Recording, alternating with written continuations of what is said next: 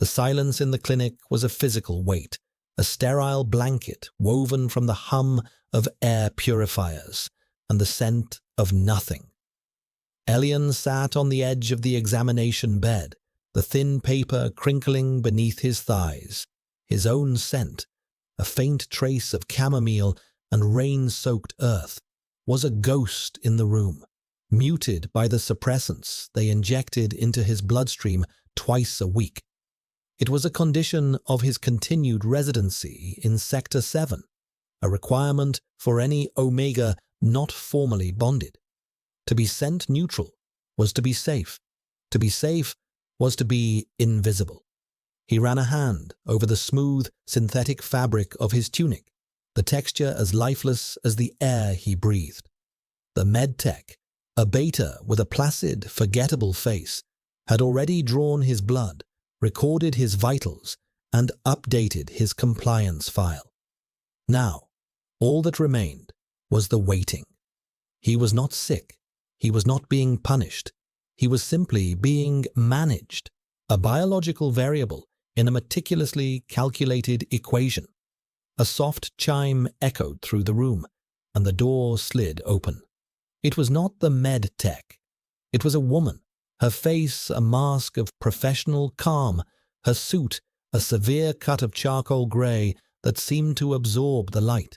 She was an administrator, her rank denoted by the silver pin on her lapel, a stylized gear interlocking with a leaf.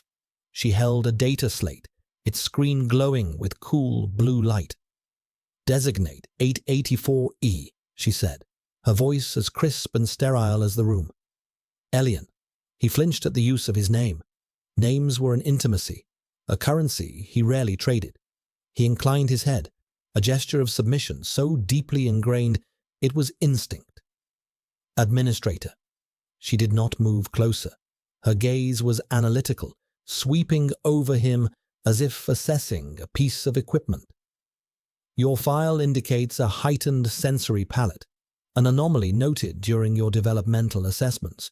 You registered gustatory responses at levels 3 standard deviations above the sector average. Is this still accurate? Elian's throat felt tight. That anomaly had been a curse. The synthetic nutritional paste that sustained the sector was a torment to him, a chemical slurry of bitter compounds and metallic aftertastes that made every meal an ordeal. He had learned to hide it, to swallow the pain along with the paste, to present a face of placid consumption like everyone else. I am compliant with the standard nutritional provisions, he managed, the words tasting like ash. The administrator made a small, dismissive gesture. Compliance is not the question. A unique employment opportunity has arisen. It requires your specific sensitivity. She extended the data slate. He took it, his fingers brushing the cold, smooth surface. The contract glowed on the screen, dense with legal jargon and clauses of non-disclosure. But he saw only 3 things: a stipend 5 times his current subsistence wage, an exemption from the public nutritional dispensaries, and a name: Chef Kalen, the sole proprietor of Aperture, a private culinary service so exclusive it was more myth than reality. Whispers in the data streams spoke of an alpha, a genius of flavor, who worked for the highest echelons of the conclave, creating masterpieces from ingredients that no one in the lower sectors had ever seen. The whispers also said he was a recluse, a perfectionist who tolerated no one in his kitchen. He worked alone. The position is that of a taster, the administrator stated, her voice cutting through his thoughts. Chef Kalen requires a biological instrument to verify and calibrate his creations. Your palate has been identified as the most suitable instrument available. Instrument. The word landed like a stone in the pit of his stomach. It was what he was, what the system had made him, a tool, a set of sensory inputs. But the stipend meant he could afford a private dwelling, a small space of his own away from the communal dormitories. The exemption meant an end to the daily agony of the nutritional paste. It was a cage, but it was a gilded one. "He works alone," Elian heard himself say, the words a faint echo of the rumors. The administrator's lips thinned into something that was not quite a smile. "His precision demands a singular focus, but even the most precise artist requires a canvas. You will be his canvas. You will taste everything he makes. You will provide the data he requires. You will be silent, observant, and useful. Do you understand?" Elian looked down at the contract again. The blue light illuminated the tremor in his hands. Freedom was not a choice he had. But this was a different kind of servitude. A servitude that promised, at least, the memory of flavor. He drew a breath, the purified air stinging his lungs. "I understand." The address on the contract led him to a stark, monolithic tower in the upper sectors, a place of polished chrome and silent gliding elevators. The air here was different, still clean, but tinged with the faint ozonic scent of wealth and power.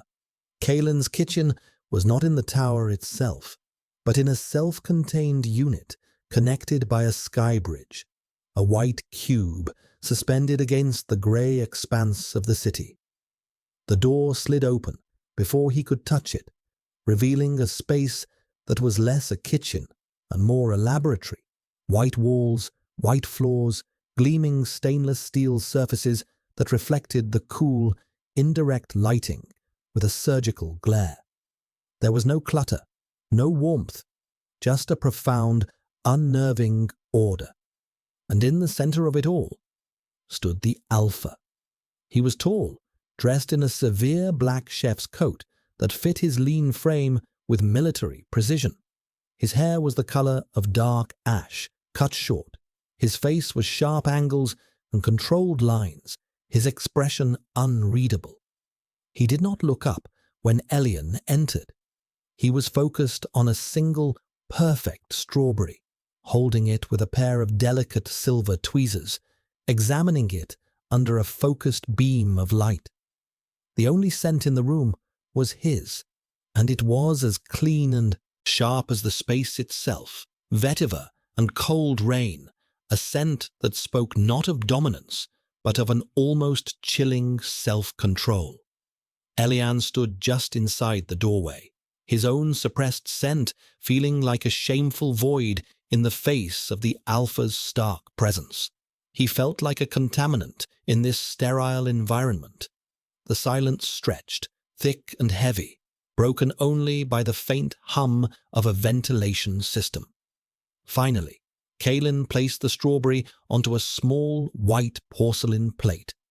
He turned, and his eyes, the color of a winter storm, met Elian's. They held no welcome, no curiosity, only assessment. "You are the taster," he stated. It was not a question. His voice was a low baritone, calm and measured, each word precisely enunciated. "Yes, chef," Elian whispered, the title feeling foreign and heavy on his tongue. Kalen gestured to a single high stool positioned at a long steel counter. It was the only piece of furniture that suggested a human presence other than his own workstation. "Sit. The protocols are simple. I will present a component or a completed dish. You will consume it. You will not speak unless I ask you a direct question. Your physiological responses are the data. I will observe." He turned away, his back a rigid line of black fabric. "I work alone. You are not a collaborator. You are a sensory apparatus, a tool. Remember that." Elian moved to the stool, his movements stiff and self-conscious. He sat, his hands clasped in his lap, his gaze fixed on the polished steel in front of him. He was not an employee. He was not a person. He was a sensory apparatus, an instrument. He repeated the words in his mind, trying to make them fit, trying to build a new armor around himself. Kalen worked with silent, fluid efficiency. He moved around the kitchen with an economy of motion that was mesmerizing. There were no wasted steps, no hesitations. He picked up the plate with the single strawberry. He placed it on the counter in front of Elian. Alongside it, he placed a small silver fork. The strawberry was a slash of vibrant red against the stark white of the plate. It was perfect, impossible. Real fruit was a luxury reserved for the conclave elite, a ghost of the pre-regulation world.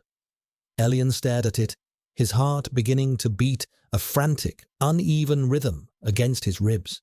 It was beautiful. It was terrifying. "Taste," Kalen commanded, his voice soft but absolute. Elian picked up the fork. It was cold and heavy in his trembling hand. He pierced the soft flesh of the berry. A bead of crimson juice welled up around the tines. He lifted it to his lips, his breath catching in his throat. He closed his eyes and placed it in his mouth. And the world exploded.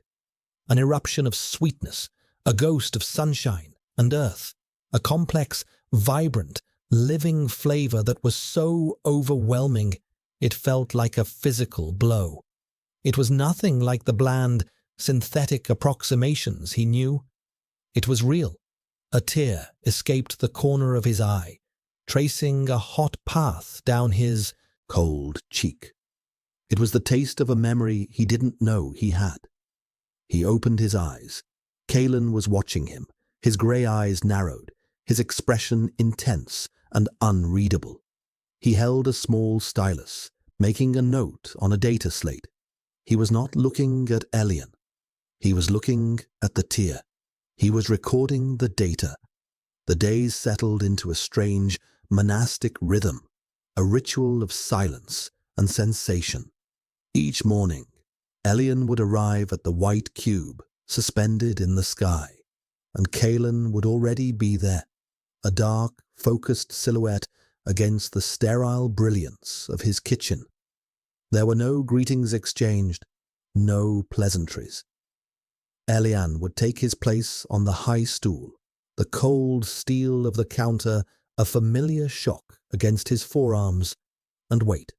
Kalen would work, his movements a silent ballet of precision, the clink of a glass vial against a steel bowl, the whisper of a whisk through a liquid, the sharp, clean slice of a ceramic blade.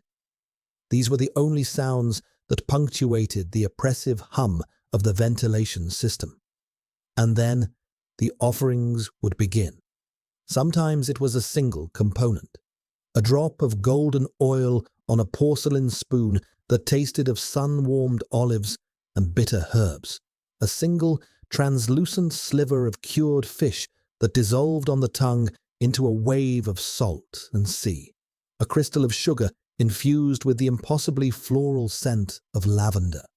Each taste was a detonation in the quiet landscape of Elian's sensory world. He was a canvas, as the administrator had said, and Kalen was painting on him with flavors so vivid and complex they bordered on painful. He never spoke. He simply tasted, and his body would betray him. A sharp intake of breath at a surprising bitterness, a subtle shudder at a wave of unexpected umami, the slight flush that would creep up his neck when a flavor was so perfectly, exquisitely balanced that it felt like a caress. Kalen observed it all. He stood across the counter, his storm-grey eyes missing nothing. He noted the dilation of Elian's pupils, the minute twitch of a muscle in his jaw, the barely perceptible change in his breathing. He recorded it all on his data slate, his expression as neutral as a scientist observing a chemical reaction.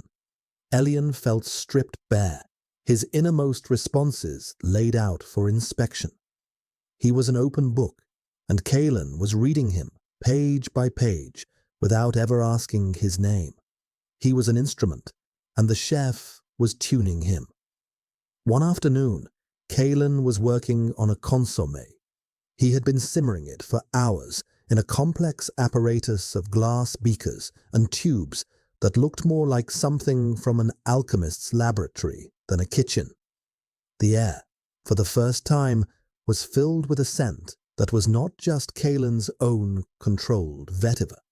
It was a deep, savory aroma of roasted mushrooms and thyme, a smell so rich and earthy it seemed to seep into Elian's very bones. It made the sterile white room feel, for a moment, almost warm. Kalen ladled a small amount of the clear, amber liquid into a simple white bowl and placed it in front of Elian.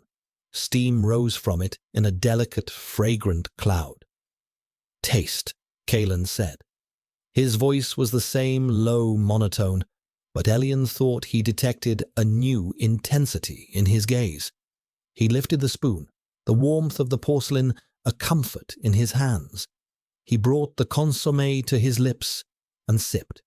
It was not just a flavor, it was a feeling.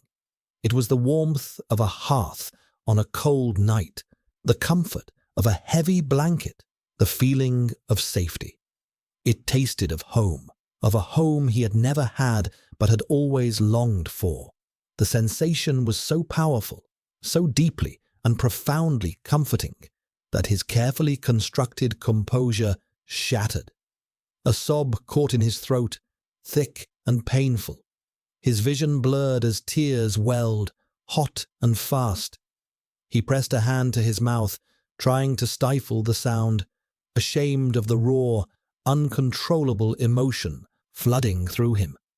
The spoon clattered from his other hand, striking the steel counter with a sharp, discordant sound that echoed in the sudden, ringing silence.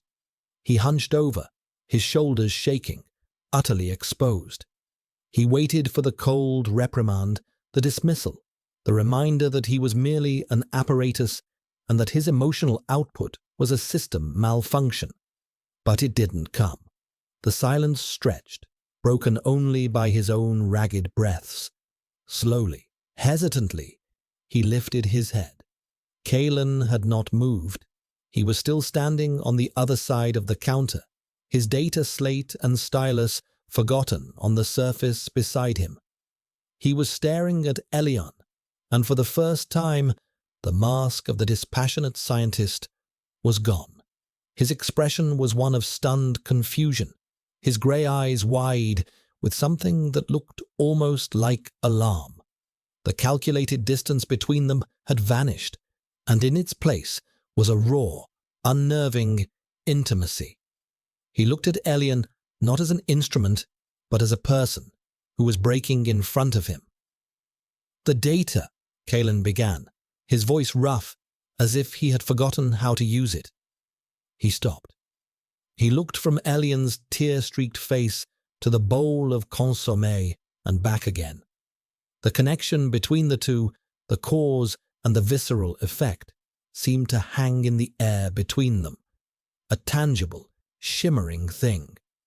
He had intended to create a dish that evoked a sense of warmth and satiety for his client, a powerful director on the conclave board. He had calculated the molecular compounds for umami, the precise temperature to release the aromatic esters of the thyme. He had not calculated for this, for grief, for longing, for a memory of a home that never was. He reached out a hand, a slow, hesitant motion, as if to... What? Comfort? Analyze? He stopped himself, his fingers curling into a fist just inches from Elian's shoulder. He pulled his hand back as if burned. "Leave," he said, his voice suddenly harsh, the command a jagged edge. "The session is over." Elian flinched as if struck. He scrambled off the stool, his legs unsteady. He didn't look back as he fled the kitchen, the door sliding shut behind him, sealing him out of the white room and away from the storm in the Alpha's eyes. He ran, the taste of warmth and sorrow still burning on his tongue. Back in his small, private dwelling, the one this job afforded him, he curled up on his narrow bed. He was not an instrument. An instrument does not weep. An instrument does not feel the ghost of a home in a spoonful of soup. The thought was terrifying, and for the first time in a long time, it felt like hope. The next morning, the air in the kitchen was colder than usual. The silence was heavier, a sheet of ice. Kalen was already there, his back to the door, his movement stiff, mechanical. He did not acknowledge Elian's arrival. Elian took his seat, his hands trembling slightly. He expected to be dismissed, his contract terminated for emotional contamination. But Kalen simply continued to work, his focus absolute, as if the previous day had never happened. The first dish he presented was an exercise in pure, cold structure. A gelée made from cucumber and mint, served at a temperature just above freezing. It was technically brilliant, a perfect balance of clean, sharp flavors, but it was utterly devoid of warmth, of comfort, of the soul that had been in the consommé. When Elian tasted it, his body registered the flavors with its usual sensitivity, but his heart remained still. There was no emotional echo. It was just food.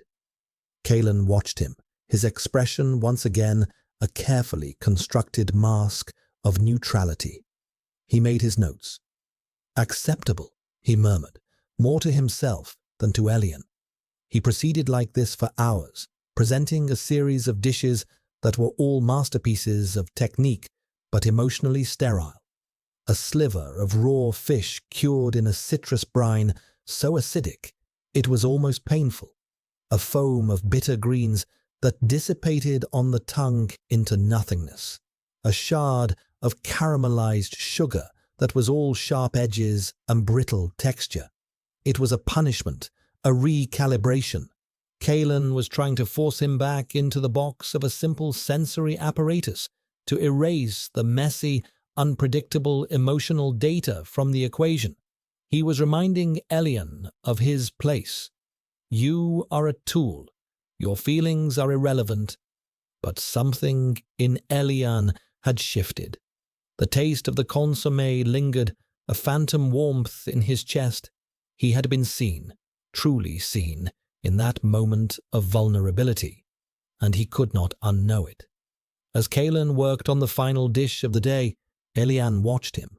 He saw the tension in the alpha's shoulders, the rigid set of his jaw. He saw the way his fingers, usually so steady, fumbled for a fraction of a second as he plated a delicate herb. The perfect, controlled chef was rattled. The man who worked alone was no longer alone. Elian's emotional chaos was in the room with him, a ghost at the feast. The final dish was a single, dark purple fig, poached in spiced wine and laid on a bed of something that looked like pale cream. Kalen placed it before him. Taste. Elian met his eyes across the counter.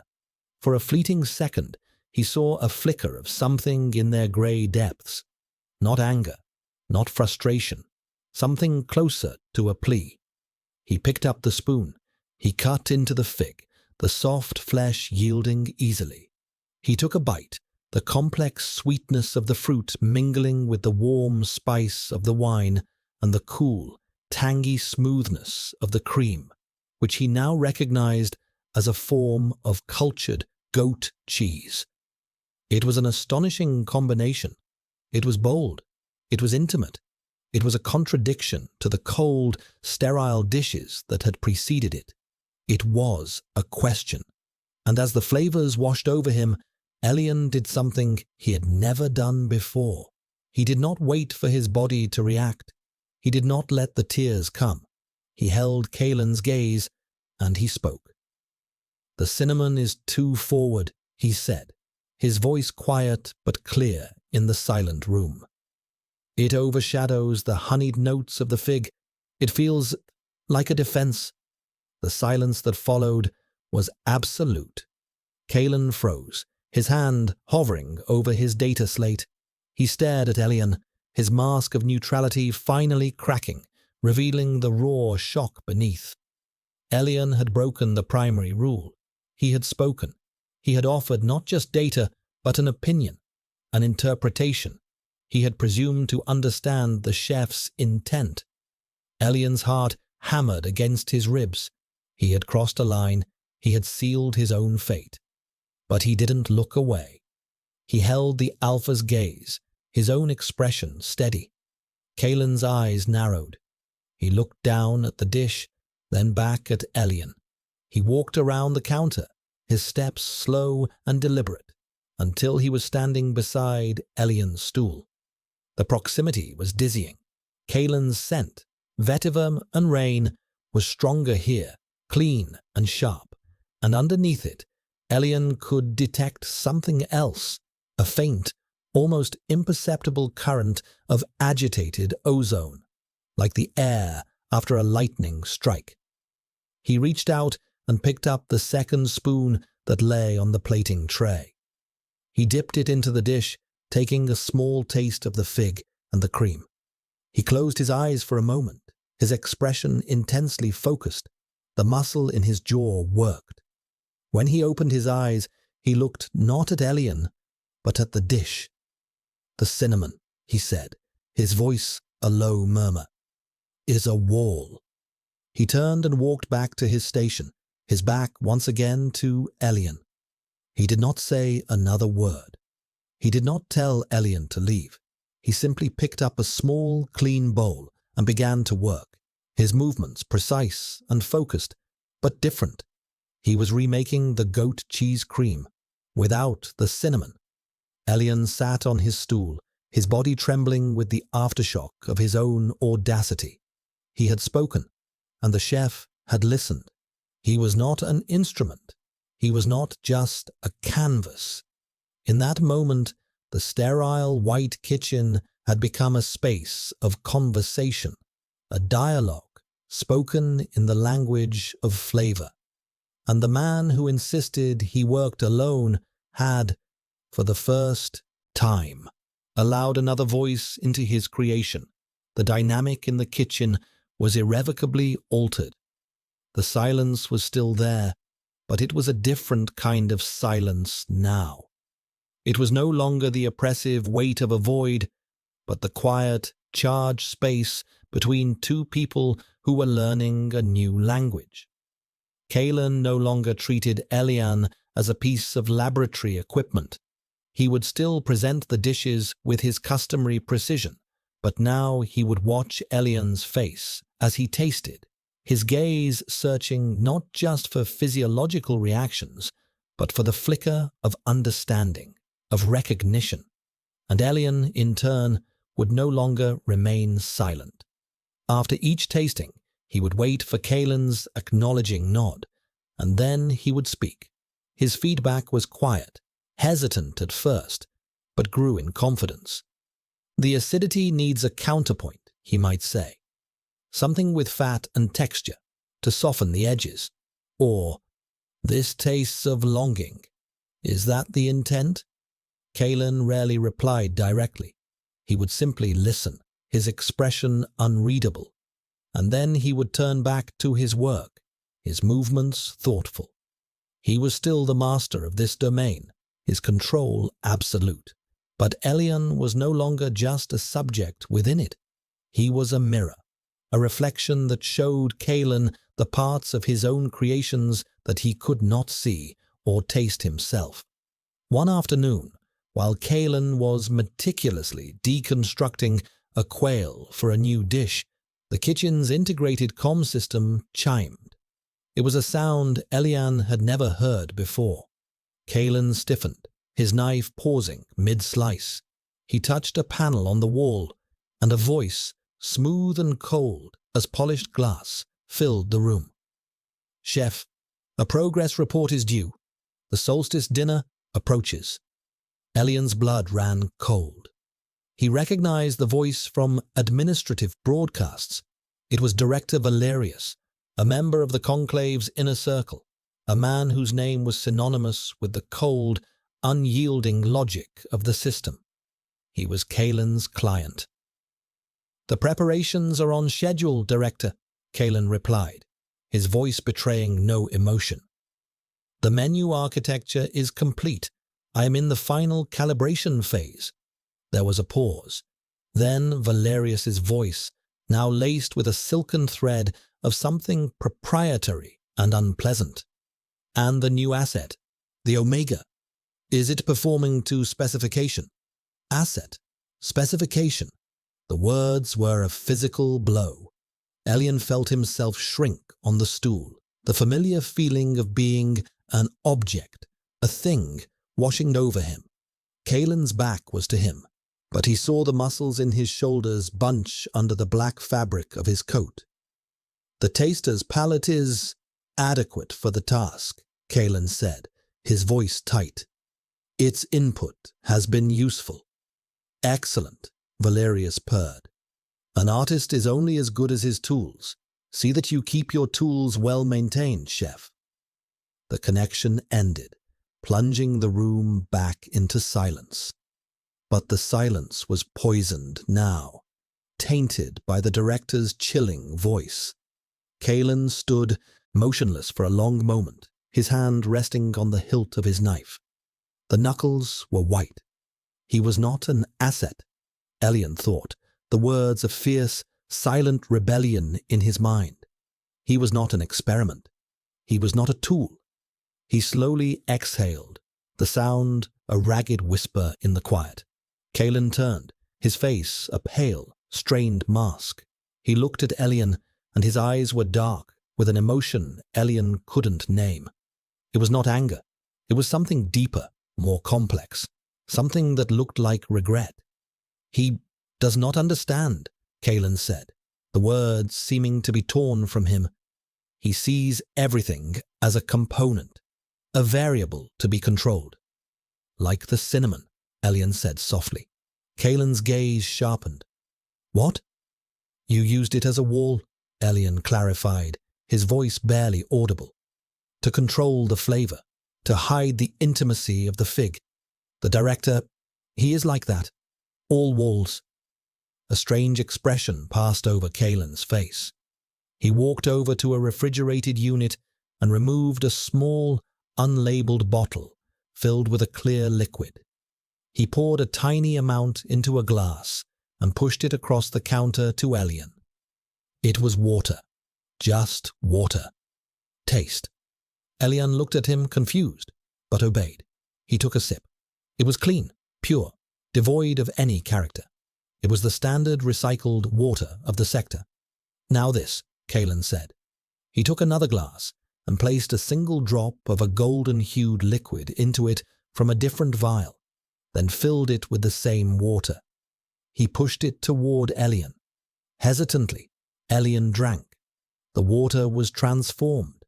It was still water, but it now carried the ghost of a flavor, a subtle, sweet, floral note that bloomed at the back of his throat. It tasted like honey, like wild flowers, like a meadow in the sun. "What is it?" he breathed. "A memory," Kalen said, his voice low. "It's a concentrate, distilled from the last remaining beehives in the outer territories. It is illegal to possess. Director Valerius believes flavor is a science, a set of predictable chemical reactions. He does not believe in memory. He does not believe in art. The solstice dinner. He wants me to create a meal that is the pinnacle of technical perfection, a monument to his own sterile philosophy." He looked at Elian, his grey eyes intense. "But that is not what I am going to give him." In that moment, the lines were drawn. It was no longer just about food. It was about defiance. The solstice dinner was not just a meal. It was a battlefield. And Kalen, the man who worked alone, was asking Elian to be his co-conspirator. The chef picked up his knife again, his movements once more fluid and certain. But this time, when he looked at Elian, he was not just seeing a taster. He was seeing an ally. The revelation hung in the air between them, a silent pact. Kalen's kitchen, once a sterile laboratory, transformed into a secret workshop of rebellion. The work intensified, the hours stretching long into the city's simulated night. Kalen was no longer just calibrating flavors. He was weaving a narrative, composing a symphony of defiance meant to be played on the palates of the conclave's elite. He began to explain, not his feelings, never those, but his process, his philosophy. He spoke of flavor profiles as emotional architecture, of how a specific bitterness could evoke introspection, or a carefully balanced sweetness could unlock a forgotten sense of childhood joy. He spoke of the sensory ghost, the lingering memory of a taste that could haunt a person for hours. Valerius and his kind have spent a generation attempting to sanitize the human experience, Kalen explained one evening, his voice a low, intense murmur as he infused a delicate oil with the scent of pine needles, another contraband substance. They replaced real food with nutritional paste, not just for efficiency, but for control. A populace with a blunted palate is a populace with blunted emotions. They are easier to manage. He held the vial of fragrant oil up to the light, its pale green contents glowing. We are going to remind them what they have forgotten. He began to push Elian, not with cold, punishing dishes, but with complex, layered creations that demanded more than just a passive response. He would present a dish and ask, "What story does this tell?" Elian, in turn, found a voice he never knew he possessed. He would taste a spoonful of chilled melon soup with a hint of sea salt and say, "It's the moment before a storm. The air is heavy, full of ozone and the promise of rain. There is anticipation, but also a little fear." Kalen would nod, a flicker of approval in his eyes, and make an adjustment, perhaps adding a single drop of a sour citrus oil to heighten the sense of tension. Their collaboration became a dance of silent understanding. Kalen was the architect, designing the structure, but Elian was the heart, breathing life and emotional resonance into it. One day, Kalen revealed the core of his plan. He brought out a small, locked metal case. He opened it to reveal a single, gnarled, unimpressive-looking root. It smelled of damp earth, of mushrooms, of decay, and life all at once. "This is the weapon," Kalen said, his reverence clear. "It is a tuber from the old world. Its scientific name is lost. The smugglers who found it call it a memory root. It contains a unique psychoactive compound that doesn't hallucinate, but unlocks. It stimulates the parts of the brain associated with deep, formative memory. Specifically, memories tied to scent and taste from before the age of 10. Elian stared at the root. It was the key to everything. Kalen planned to micro-dose it, to weave it so subtly into the final course of the solstice dinner that it would be undetectable as an ingredient. It would simply be a catalyst. "They will taste the dessert," Kalen continued, his voice barely a whisper. "And for a moment, they will not be directors of the conclave. They will be children. They will remember the taste of their mother's baking, a stolen piece of fruit from a garden, the sweet, milky comfort of a world before regulations and suppressants and control." It was an act of profound psychological warfare, to force emotion upon the emotionless, to sow the chaos of nostalgia in the heart of their sterile order. "Why?" Elian asked, the question he had been holding back for weeks. Why do you hate them so much?" Kalen was silent for a long time, his gaze fixed on the root. When he finally spoke, his voice was flat, devoid of its usual measured calm. "My parents were botanists. They cultivated a private garden, a repository of pre-regulation flora. They believed that preserving the diversity of flavor was an act of cultural preservation. Director Valerius was a junior official then, climbing the ranks. He saw their garden not as a treasure, but as a threat, an unregulated variable. He had it incinerated." Kalen picked up a small, sharp knife. He began to clean the dirt from the root with painstaking care. They argued. They tried to reason with him. He classified them as dissidents. They were sent to a re-education facility. I never saw them again. I was 7. He paused, his hands perfectly still. Valerius, in his infinite generosity, saw potential in my genetic predisposition for sensory acuity. He sponsored my training. He made me his personal chef. He thought he could control me by controlling my art. He looked up, and his eyes were chips of ice. He turned my parents' legacy into a tool for his own pleasure. He took everything from me. And now, I will use his own tool to give him back the one thing he fears most: a memory. The confession laid Kalen bare. He was not just a chef, he was a survivor.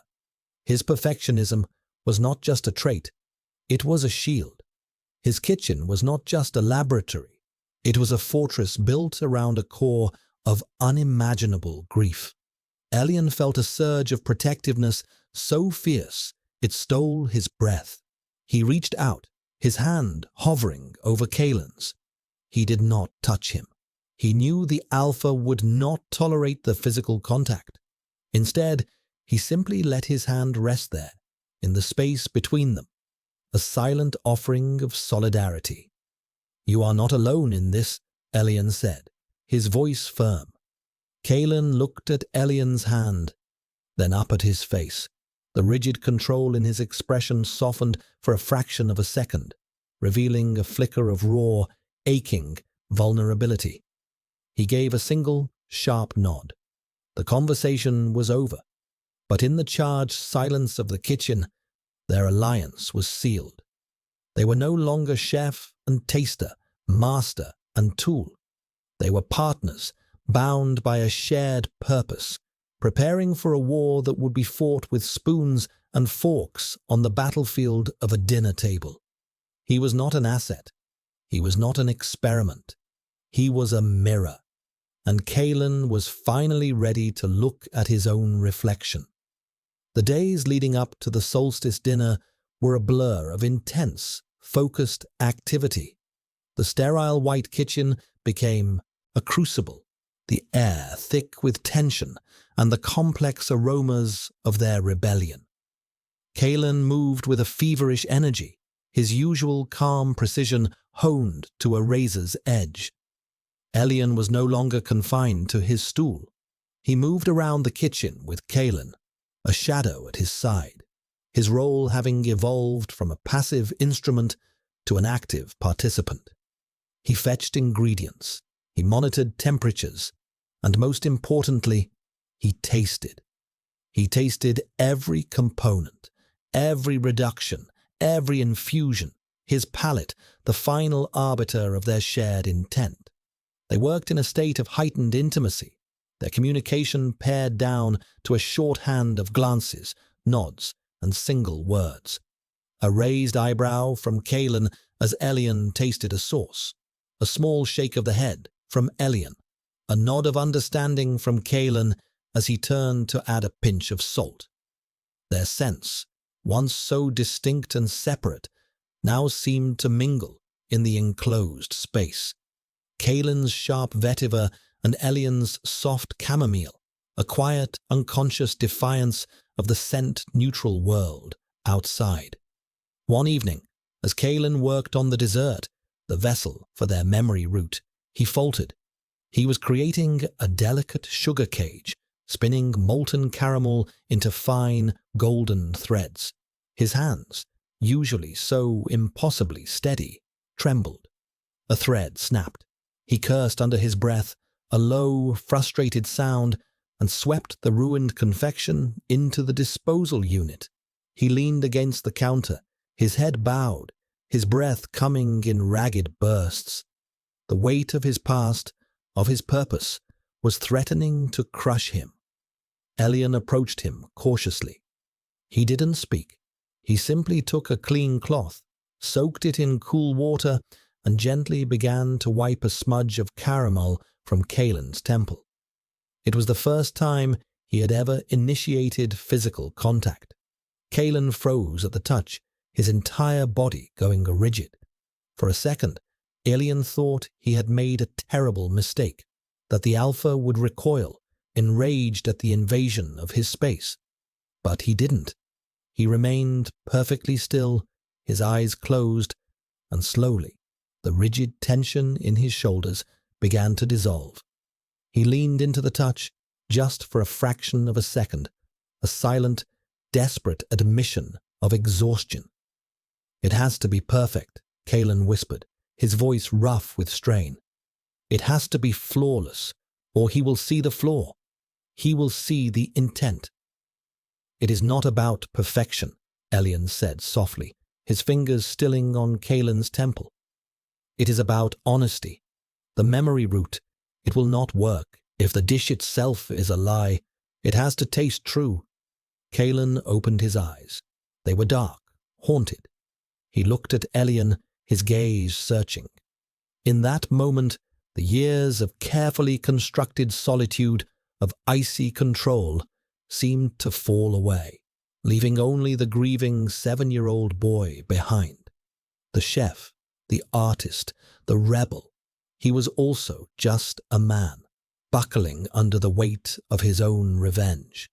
A profound tenderness bloomed in Elian's chest, a feeling so powerful it was almost painful. It was not just solidarity or pity. It was something deeper, something that recognized the broken pieces of Kalen's soul and wanted only to shelter them. He drew his hand back, the moment of contact broken, but the connection remained. "Let me help," Elian said. "Tell me what it should taste like. Not the components, the feeling." Kalen stared at him for a long moment. Then he drew a shuddering breath.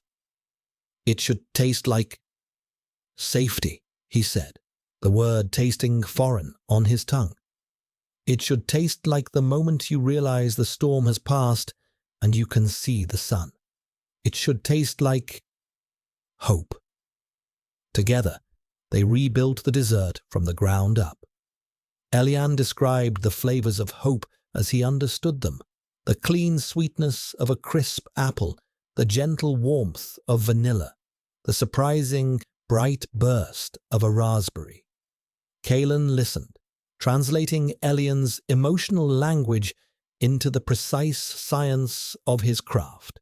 He abandoned the impossibly fragile sugar cage, a monument to perfection, and instead created a simple, elegant construction: a soft vanilla mousse, a heart of tart raspberry compote, and thin, crisp apple wafers. And into the mousse he folded a microscopic, tasteless, odorless dose of the powdered memory root. When it was done, he presented a small portion to Elian. It was served in a simple glass bowl, unadorned. Elian took a spoonful. It was exquisite. The flavors were clean, honest, and perfectly balanced. The smooth, cool mousse gave way to the bright, tart raspberry, and the apple wafers provided a satisfying, crisp counterpoint. It was not a dish that screamed for attention. It was a dish that whispered of comfort, of peace, of hope. "Yes," Elian breathed, a single tear tracing a path down his cheek. But this time, it was not a tear of sorrow. "This is it." Kalen watched him, and for the first time, a genuine, unguarded emotion crossed his face. It was not a smile. It was something far more rare and precious. It was relief. He reached out and, with the tip of his finger, gently brushed the tear from Elian's cheek. His touch was feather-light, hesitant, but it sent a jolt of warmth through Elian's entire body. "Now," Kalen said, his voice regaining its familiar, steady calm, though his eyes remained fixed on Elian's. "We are ready." The kitchen was pristine, every surface gleaming, every tool in its place. The components for the solstice dinner were packed in climate-controlled containers, ready for transport.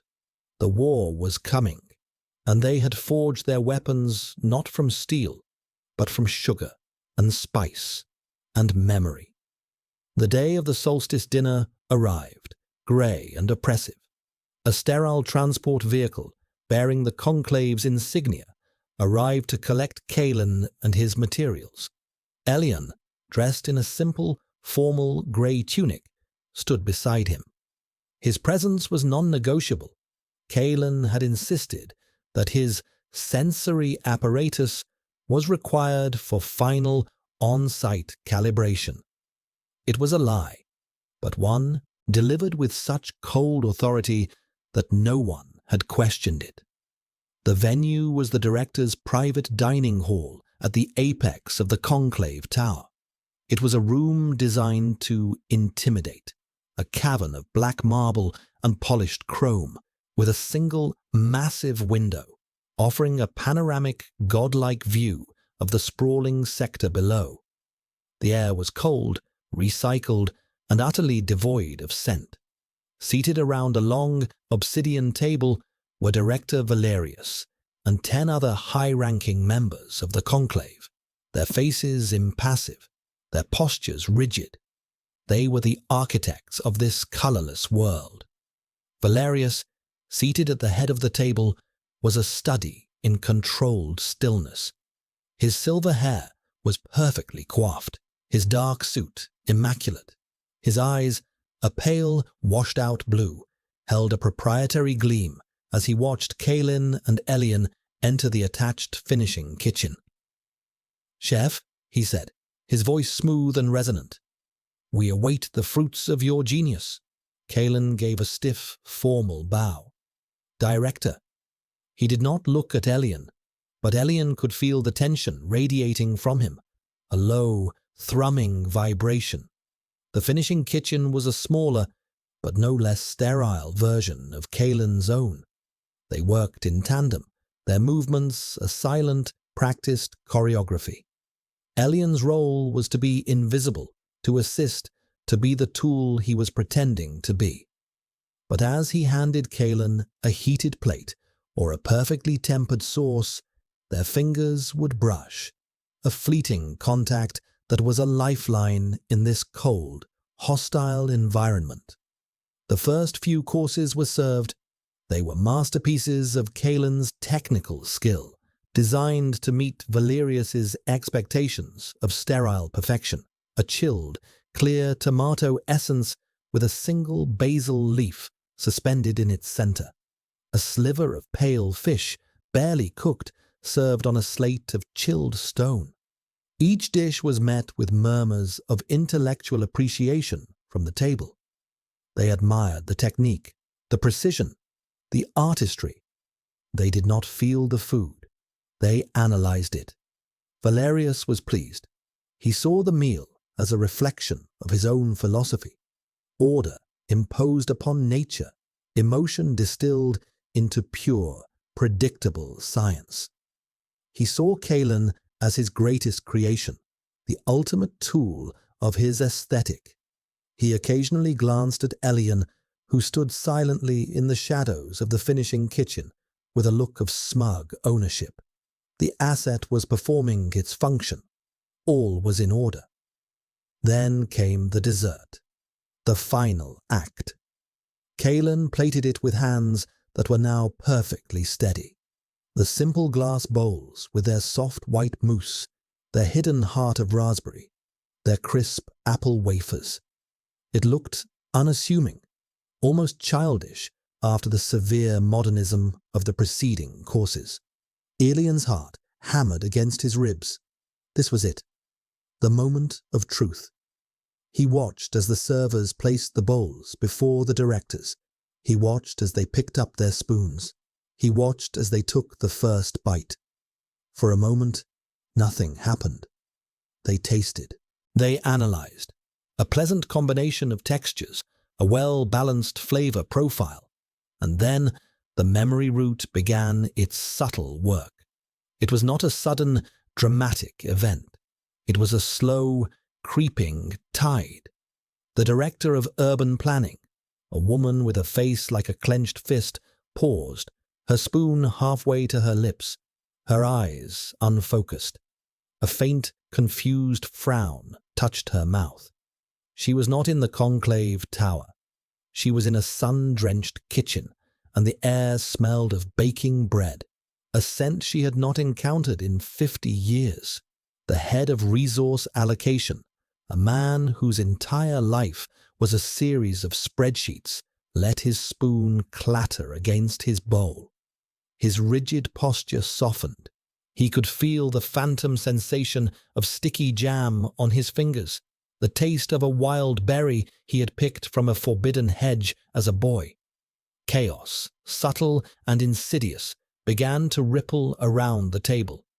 A choked sob from one director, a sudden, startled laugh from another. Their masks of cold, professional detachment were cracking, crumbling away to reveal the confused, feeling children beneath. Elian's gaze was fixed on Valerius. The director had taken a bite, his expression one of detached appraisal. Then he stilled. His pale blue eyes widened, not with pleasure, but with a dawning horror. His face, usually a placid mask, contorted. The muscles in his jaw worked frantically. He was remembering. He was 7 years old, standing in a garden full of vibrant, chaotic life. The air was thick with the scent of damp earth and 1,000 different flowers. And he was afraid. He was terrified of the unregulated, unpredictable beauty of it all. He was remembering the moment he first learned to hate the wildness of nature, the moment he first dedicated himself to its eradication, to the imposition of a sterile, predictable order. It was the memory of the garden he had ordered to be burned, Kalen's garden. Valerius dropped his spoon. It struck the marble floor with a sharp, piercing crack. He looked up, his eyes locking with Kalen's across the room. The pretense was gone. In his eyes was not anger, but raw, naked terror. He had been violated, his innermost sanctum breached not by a weapon, but by a flavor. He knew. "What have you done?" he hissed, his voice a venomous whisper that cut through the strange, dreamlike state of the other directors. Kalen did not flinch. He stood tall, his chef's coat a stark black against the white of the kitchen. His expression was calm, his work complete. "I gave you back your past, Director," he said, his voice clear and cold. "A gift, so that you might remember what it is to be human." Valerius's face flushed with a dark, furious red. He slammed his hand on the table, the sound like a gunshot. "Guards!" he roared, his voice shredded with fury. Seize them both!" The spell was broken. The other directors startled, looking around in confusion, wiping at their eyes, ashamed of their momentary lapse. Uniformed guards burst into the room. Kalen turned to Elian. There was no panic in his eyes, only a grim certainty. "Now," he said. It was the signal. While plating the dessert, Kalen had triggered a silent alarm, a dead man's switch that he had built into the kitchen's systems. It wouldn't bring help. It would cause a distraction. A cascade of system failures began throughout the tower's upper levels. Emergency lights flashed, alarms blared. The guards hesitated, their focus split between the emergency and Valerius's command. That was all the time they needed. Kalen grabbed Elian's hand, his grip firm, unyielding. This way. He pulled him not toward the main exit, but through the back of the finishing kitchen, toward a service shaft he had prepared for. His touch was not a commander's, but a partner's, their fingers interlaced. As they ran, Elian glanced back. He saw Valerius standing amidst the chaos, his face a mask of pure hatred, screaming orders that were lost in the blare of the alarms. He had won the battle of the dinner table, but in doing so, he had exposed them all. They were fugitives now. But as Kalen pulled him into the darkness of the service shaft, the feel of the Alpha's hand in his, Elian felt not fear, but a startling, breathtaking thrill. He was no longer an instrument. He was no longer a taster. He was a rebel.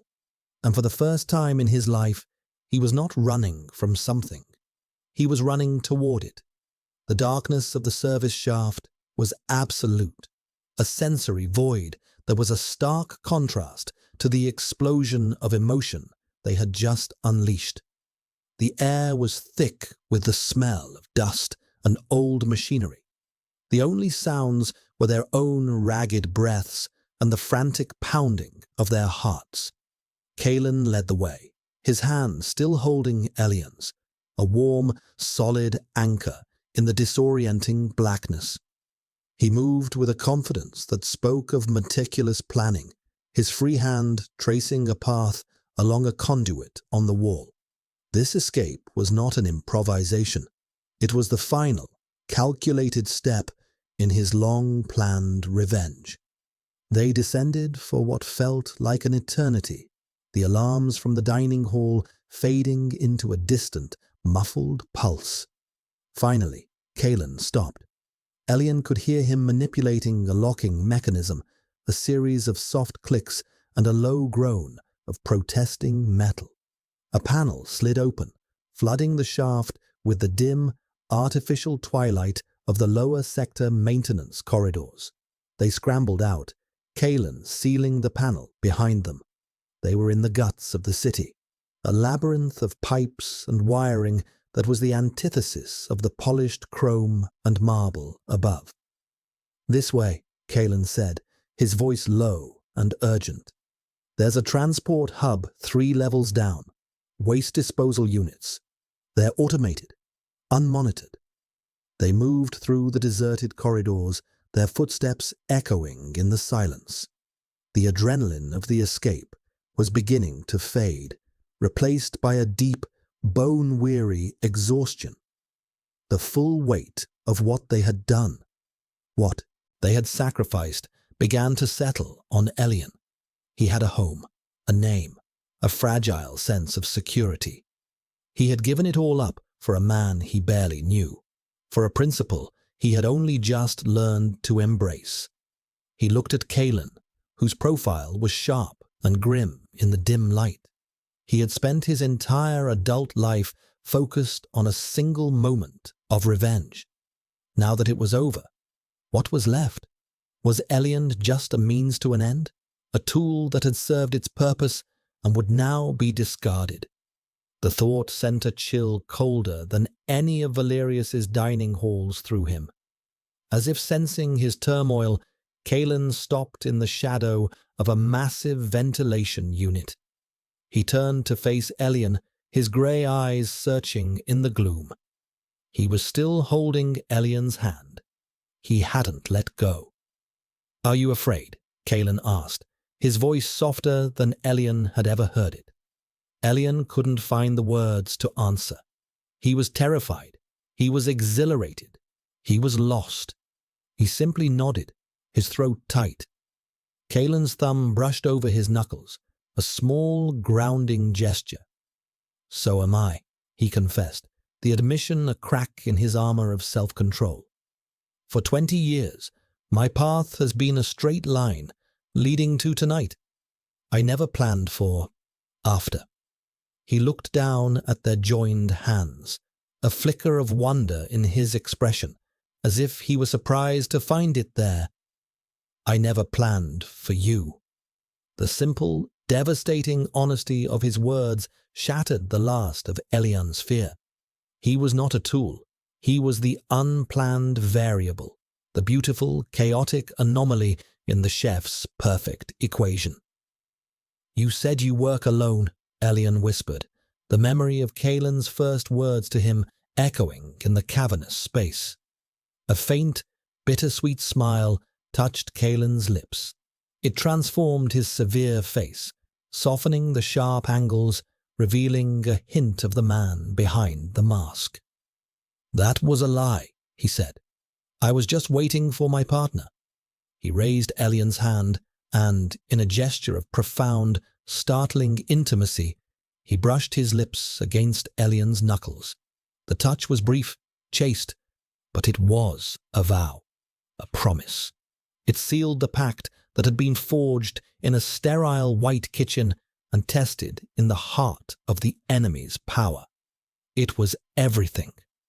The sound of a distant patrol brought them back to the urgency of their situation. "We have to go," Kaelin said, his voice once again firm, but the warmth of his hand remained.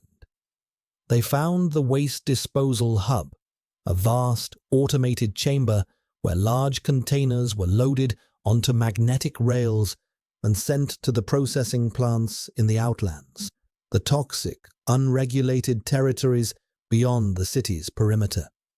It was their only way out. They climbed into an empty container, the interior dark and smelling of industrial cleansers.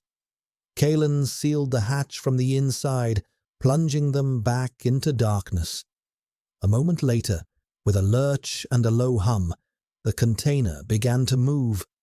They were shot into a tunnel, the speed pressing them back against the cold metal wall.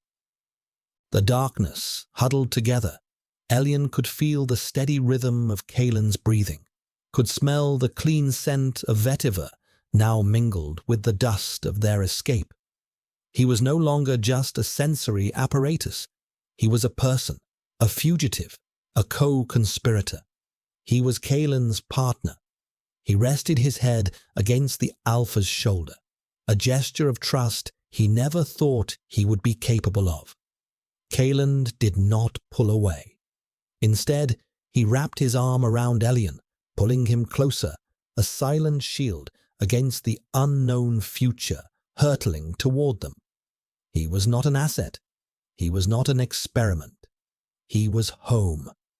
The journey in the container was a disorienting passage through darkness, marked only by the hum of the magnetic rails and the occasional jolt as they were shunted from one line to another. Time lost all meaning. Elian drifted in a state between waking and sleeping, anchored only by the solid presence of Kaelin beside him, the steady rise and fall of his chest. At some point, the forward momentum ceased, replaced by a jarring, vertical drop. The container clanged onto a solid surface, the echo loud and final. The silence that followed was different. It was not the manufactured silence of the sector.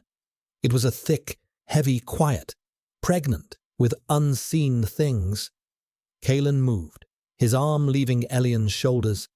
A moment later, a grinding sound, and the hatch cracked open, letting in a sliver of grey, misty light. The air that flowed in was a sensory shock. It was cold, damp, and overwhelmingly complex. It smelled of wet earth, of decaying leaves, of mold and wild, growing things.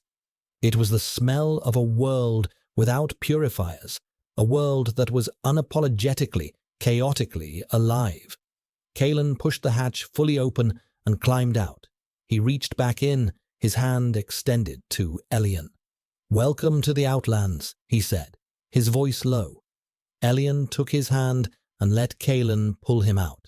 They stood on a platform in a vast, semi-automated scrapyard. Mountains of discarded technology and refuse rose around them, like a range of metallic hills. A steady, drizzling rain fell from a sky the color of slate, misting the air and slicking every surface with a film of moisture. There were no walls, no ceiling, just the endless grey sky. It was terrifying. It was magnificent. The sensory overload was immense. Elian, whose entire life had been a study in muted, controlled input, felt dizzy with it all. The sound of the rain, the smell of the rot, the feel of the damp, cold air on his skin. It was too much. He swayed, and Kaelin's arm was there instantly, steadying him. "Breathe," Kaelin murmured, his voice close to Elian's ear. "Just focus on one thing, the rain on your face, nothing else." Elian closed his eyes and did as he was told. He focused on the sensation of the cool droplets against his skin, each one a tiny, distinct point of contact. Slowly, the overwhelming chaos of his senses began to recede, to organize itself. He opened his eyes. The world was still, immense, and intimidating, but it was no longer a formless assault. He could distinguish the different shades of green and brown on a patch of moss growing on a discarded metal plate. He could hear the individual drips of water falling from a piece of twisted rebar. He was adapting. He was alive. They found shelter in the hollowed-out shell of an old transport vehicle, a dry, dark space that offered respite from the rain. They had nothing. No food, no water, no tools beyond Kaelin's encyclopedic knowledge and Elian's own newly awakened senses. For the first time, their roles were reversed. In the sterile world of the sector, Kaelin had been the master, the provider. Here, in this wild, organic world, he was at a disadvantage. His own palate, as he had once confessed in an unguarded moment, was blunted, damaged by a childhood fever, which was why he had always needed a taster. He could analyze the chemical components of a flavor, but he could not truly experience its soul. That was Elian's gift. "We need water," Kaelin stated, his voice practical, but his eyes held a trace of uncertainty as he scanned their bleak surroundings. "And food." Elian looked out at the rain-soaked landscape. He took a deep breath, letting the complex scents wash over him. He was no longer afraid of them. He could read them. "There," he said, pointing toward a ridge of scrap metal where the rain was collecting and running in a steady stream down a relatively clean, non-corroded panel. "The water there, it smells clean, just of rain and metal." He then turned his attention to a patch of ground near the base of a crumbling wall. "And there, under that rusted plate, I can smell something, like the memory root, earthy, faintly sweet." They made their way over.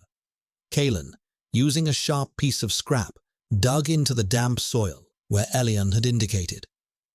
A few inches down, he unearthed a cluster of small, pale tubers. They looked unremarkable, but they smelled of life. Kaelin examined one, his expression a mixture of scientific curiosity and cautious respect for Elian's ability. "I don't recognize the species," he admitted. "They could be poisonous." "They're not," Elian said, with a certainty that surprised himself. He could taste them on the air, a phantom flavor in his mind. "They are starchy, a little sweet, like a potato but wetter. They need heat." They built a small, sputtering fire in their shelter. Kaelin, using a power cell, scavenged from a discarded console and his knowledge of circuitry to create a spark. They roasted the tubers in the embers. They were not a culinary masterpiece. They were smoky, a little gritty, and cooked unevenly. But as Elian and Kaelin sat together in the flickering firelight, sharing the simple, foraged meal, it was the most profound dining experience of Elian's life. They ate in their customary silence, but it was a comfortable silence now, the silence of two people who had no need for words. Kalen watched Elian eat, but he was not analyzing his responses. He was simply watching him, his expression soft in the warm light. When they had finished, Elian took the last, smallest tuber, which he had saved. He held it out to Kalen. "Taste," he said, his voice a soft echo of the command that had once defined their relationship. Kalen looked at the offering in Elian's hand, then at Elian's face. He took it, his fingers brushing Elian's, and took a slow, deliberate bite. He chewed thoughtfully, his eyes closed. He could not experience the full depth of the flavor, Elian knew, but he could experience the warmth, the sustenance, the act of sharing. "It tastes," Kalen said, his voice rough with an emotion he no longer tried to hide, "like a new beginning." He reached out, not to Elian's hand, but to his face, his palm cupping Elian's cheek. His thumb stroked the line of his jaw, a gesture of breathtaking tenderness. The sterile kitchen, the cold director, the entire regulated world felt a lifetime away. They were fugitives, adrift in a broken world with nothing but each other. And it was enough. It was everything. Elian leaned into the touch, closing his eyes, a feeling of profound, quiet joy blooming in his chest. The alpha chef who worked alone had found his partner. The Omega, who was only an instrument, had found his voice. And together, in the ruins of the old world, they were about to create a new one.